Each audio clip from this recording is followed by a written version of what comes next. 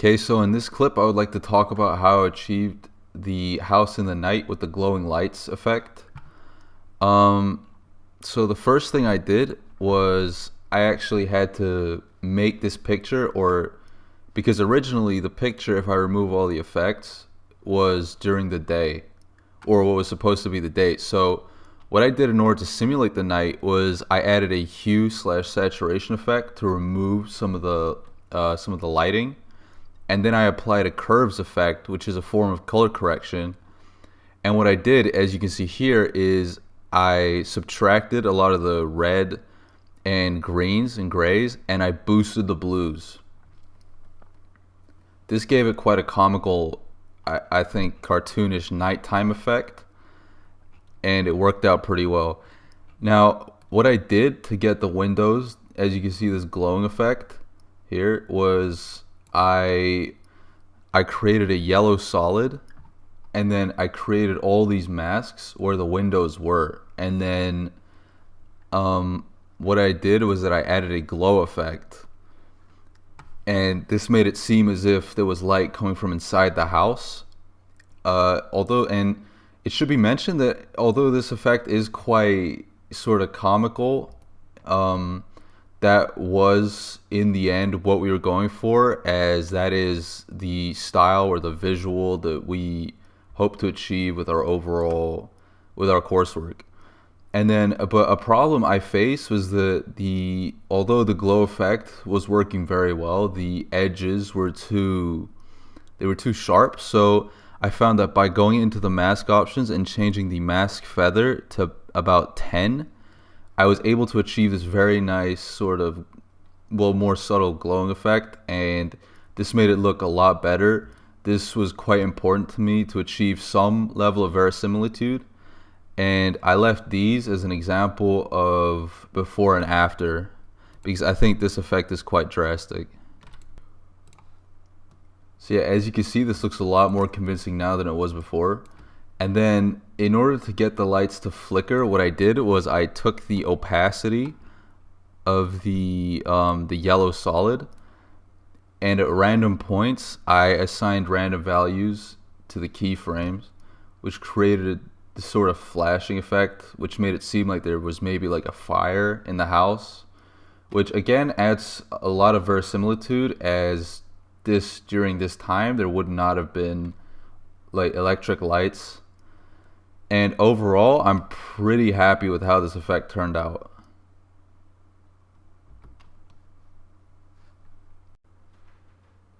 Okay, so now I would like to break down how I managed to create the room, the special effects room that our artist is seen standing in during the performance shoot. First, I would like to start by breaking down this sort of pattern that moves, and the way I achieved this is by creating a new solid. So what that is just a square, or a sort of, yeah, like a colored square basically, or a rectangle that fills the entire screen. Then I added the fractal noise effect, and as you can see, that can be used to create this sort of generative pattern. And then by keyframing, here you can see, then by keyframing the evolution parameter, you can see that I managed to make it move in a way that seemed quite organic. Then in order to give it this blue effect, because normally it would be completely black and gray, and there's no other way to do that, I added a new solid, but this time it was colored blue, and set the blending mode to overlay, which means that the software will try to blend the two images in using a certain algorithm, and the one I chose was overlay.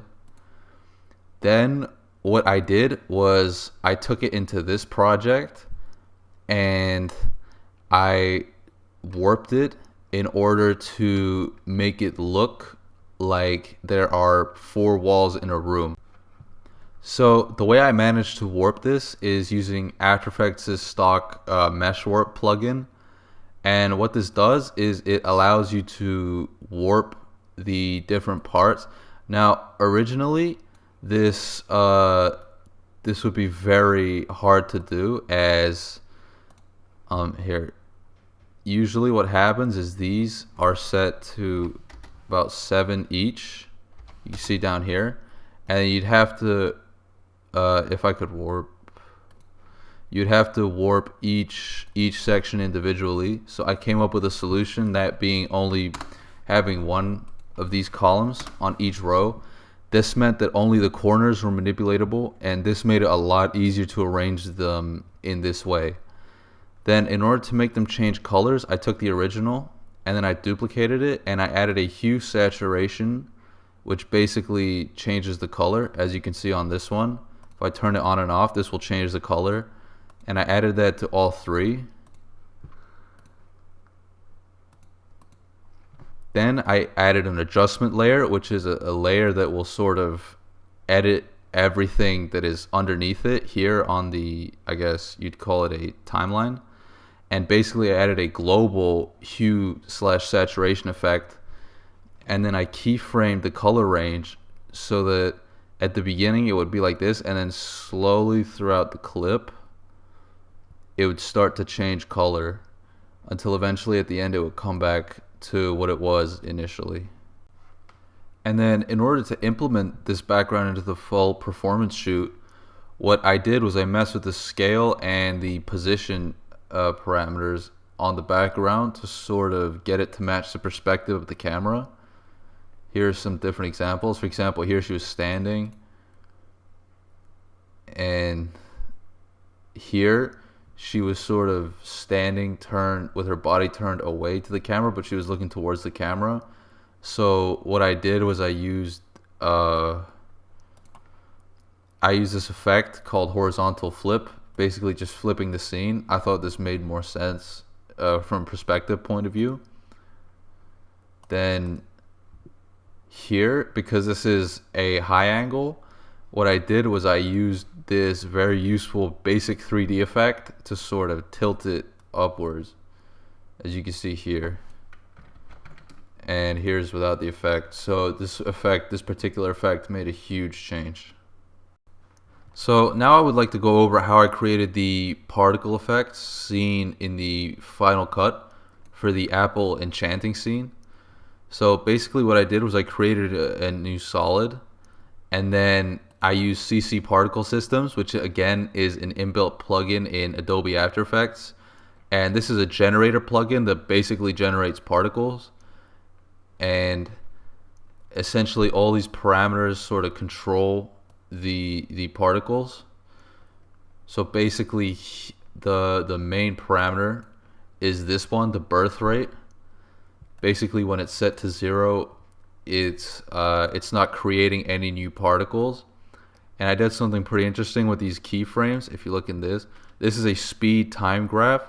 So normally they would all accelerate upwards in a straight line, but what I did was I used these handles to edit the velocity in order to make it seem more smooth and give it a more explosive effect or character. And then what I did, another thing, is you can change the type of particle effect. So you can see here I changed it to twirly, and now it's completely different. You can also do, this is one I considered, which is called vortex, where they all go up into a sort of vortex. You can also do fire. This is another one that I considered, but in the end I landed on explosive because I felt this one was very more visually appealing than the others, as it took up more of the screen, and it worked very well with the organic keyframing that I tried to pull off here. You can also control the shape. So by default it will be lines, so this is what it would look like by default, but I changed it to stars because I felt this looked more comical, and it sort of helped achieve that theatrical proppy sort of look. Then you can also change here, you can change the different colors of the particles. I chose blue and purple because these two colors were very unlikely to conflict with the green screen background. And yeah.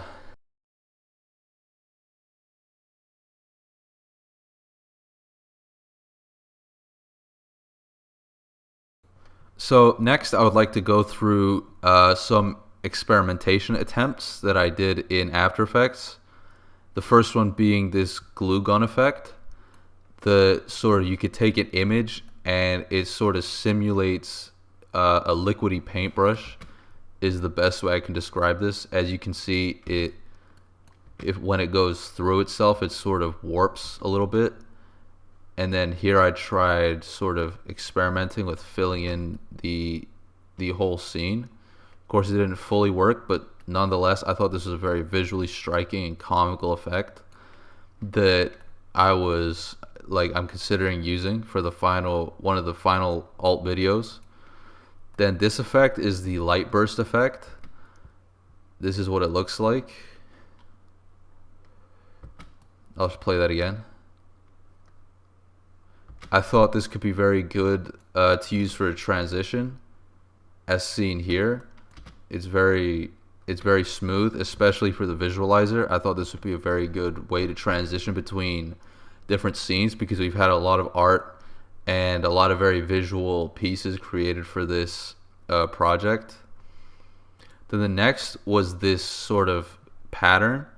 It was created by the cell pattern generator effect in After Effects, and as you can see, it creates a full pattern of cells. I thought I would use this for the performance shoot with the room, but I ended up choosing a different kind of generator because I thought that other one was more visually appealing than this one, personally.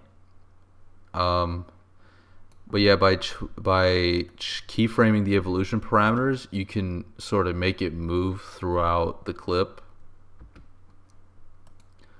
Now I would like to talk about how I achieved the hair climbing scene, because although this scene was going to be very hard to do realistically, we wanted to have some level of verisimilitude. So in this case, it was the hair moving once it was supposedly touched.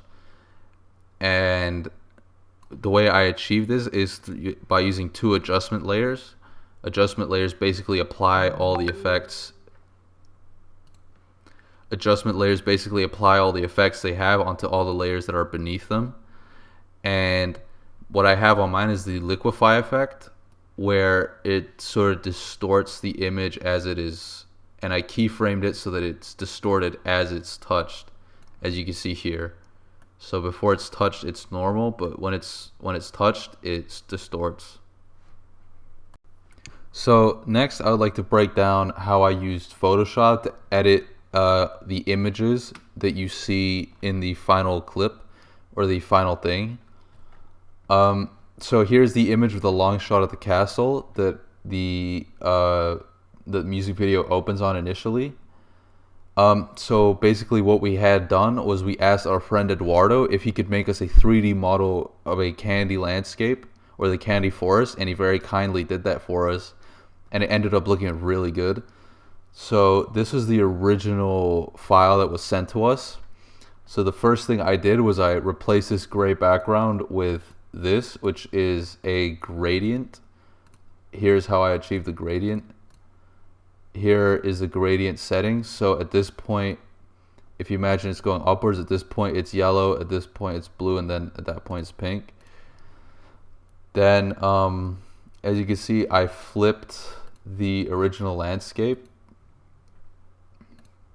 Then I added some of this, which is hue / saturation. Let me see if I can open it here. Basically, I changed the coloring a tiny bit, so -30. I increased the saturation, so +18, and I didn't really touch the lightness. This was just to make the colors pop a little bit and make it a bit more visually impactful. This is with and without. Of course, it also changed the background. However, I ended up really liking the new colors of the background, so I kept it. And then I overlaid the castle by sort of using the eraser tool. If I go to the castle, using the eraser tool to sort of line out where the mushrooms would be in front of it. So I lowered the opacity and then saw any mushrooms that would be over it, and then I sort of use the erase tool to erase that part of the castle to make it look like it was a part of the environment. Okay, so now I'd like to break down how I achieved this ripple effect in the mirror. Basically what I did was I applied a mask to this image of Laura, our actress for the narrative, in order to sort of like get it so it fits in the mirror, so it looks like it's sort of being seen through the mirror. Then I added an ultra key effect, which is essentially a green screen effect to remove the background so that I could overlay it onto the mirror. And then in order to achieve the warping effect, what I did was I used the wave warp effect. You can see without it and with it. And I didn't change many of the parameters because I wanted it to be kind of subtle. But what I did change is this phase parameter, which I keyframed over time. Basically, it changes the texture of the warp without changing the properties of the sort of waves, I guess you could say. And yeah, that's the final effect. Next, I would like to break down how I achieved this final scene with the queen dying. So the first thing I did was I added an onion skin effect. This was by what I achieved is by duplicating the actual layer that I green screened. So this one of the queen falling without the background, and I added it on top, but I started it a bit later than this first clip.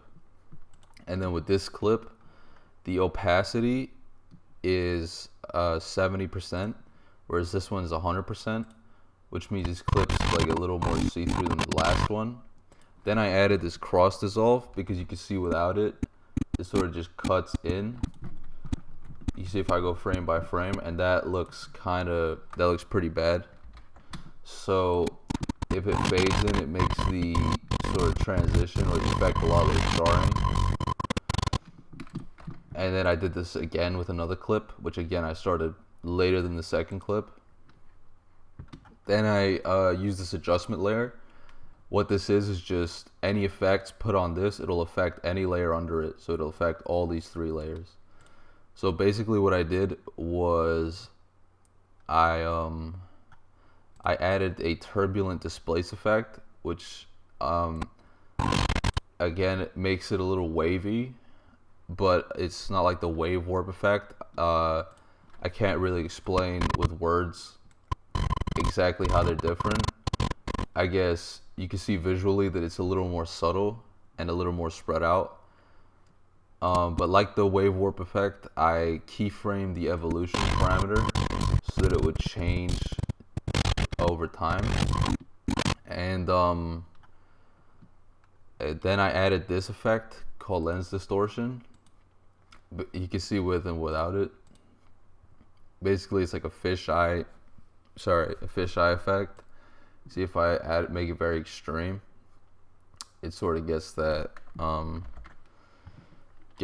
achieves that effect. This is just to sort of make it even more obvious that the queen feels kind of nauseous and that she's about to pass out and die.